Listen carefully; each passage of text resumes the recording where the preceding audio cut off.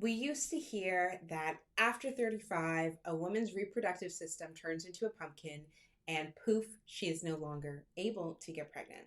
But that is no longer the case. We know so much more information about the female body, and our science has improved so much that we are giving women the ability to conceive when they're older. But knowing the science doesn't necessarily help what is happening inside your mind, inside your body, as your birthday rolls around year after year and you're still not pregnant.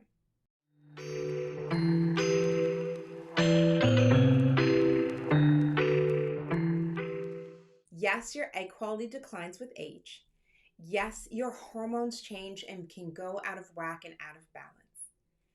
But all of the data that these numbers are based on averages and not real women and not women in this day and age. It's outdated data, sis.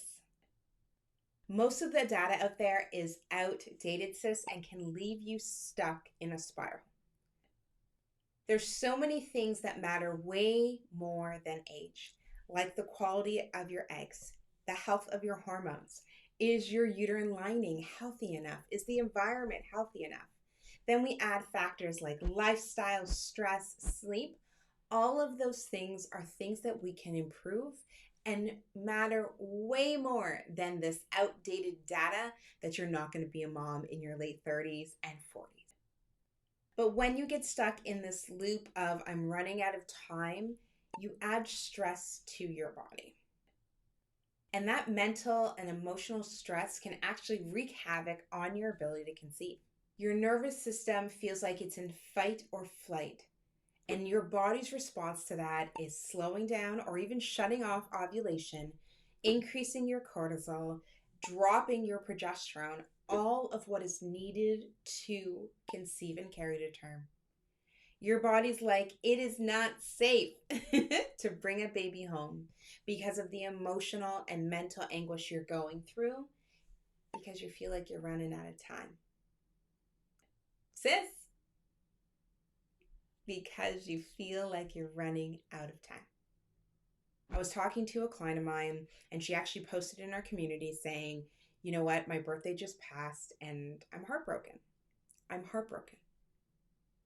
That feeling of running out of time. I want you to know that that feeling is completely normal. I want you to know that we get to grieve every part of this journey, however we need to grieve it.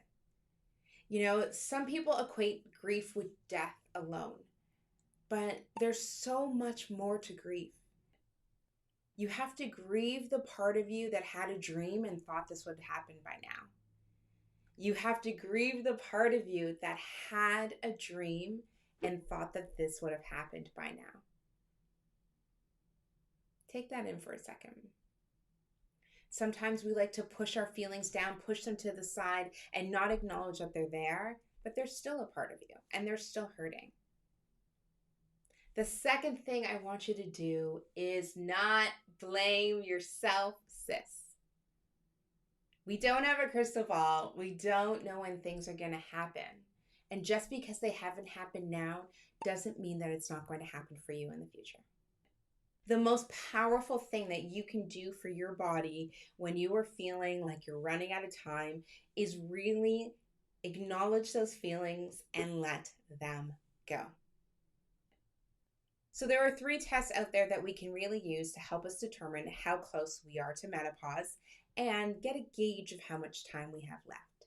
That is your AMH, which is a blood test, your FSH, which has to be done between days 2 and day 5 of your cycle, and AFC, which is an ultrasound test done during days 2 and 5 to tell us how many follicles you have growing on each side. It's called an anterior follicle count.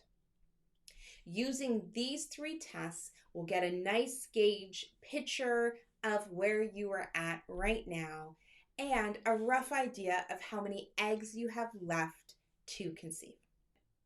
We are born with all of the eggs we are ever going to have, all of them. So if those numbers are showing that you are closer to menopause than not, it doesn't mean that you are out of the game, sis. It means we need to take an aggressive approach to improving your egg quality, improving your uterine health, and also making sure the sperm health is good to bring that baby home. Those numbers give us a roadmap to your next steps, not take you out of the game. Now, saying all of this can sound like, yeah, girl, that's easy to say, but I still feel like I'm running out of time. I hear you. I've been there. And here's what I want you to do for those feelings. I want you to acknowledge them because they're real feelings and they're real emotions. I want you to write. I want you to journal about them. I want you to release them from your body so that your nervous system does not put us into fight or flight. Then I want you to get the testing done so you have the information and you can make a clear plan. Then we're going to look at where your biggest struggle is. Is it egg quality and we need to take an aggressive supplement approach? Is it ovulation, that you're not ovulating regularly? Is it implantation and the health of your uterine environment isn't healthy or strong enough to carry to term? Once you have all of these data points, then you've got a crystal roadmap to get from A to B to bring your baby home. And this is exactly what we talk about inside the Heal to Conceive system. But for now, I want you to journal and get it out of your body, figure out your numbers, and then figure out where we're focusing. Time is a real thing. Age and fertility is a real thing. But sis, you are powerful too. And I truly believe that there is a little bit of magic in all of this bringing your baby home. So as much as you balance your relationship with, I'm running out of time, I want you to think about hope, which is the other side of the coin, because it's all possible for you. And remember, you got this. I want you to know deep in your soul that you got this. And when you don't got it, I got you. Baby dust for all.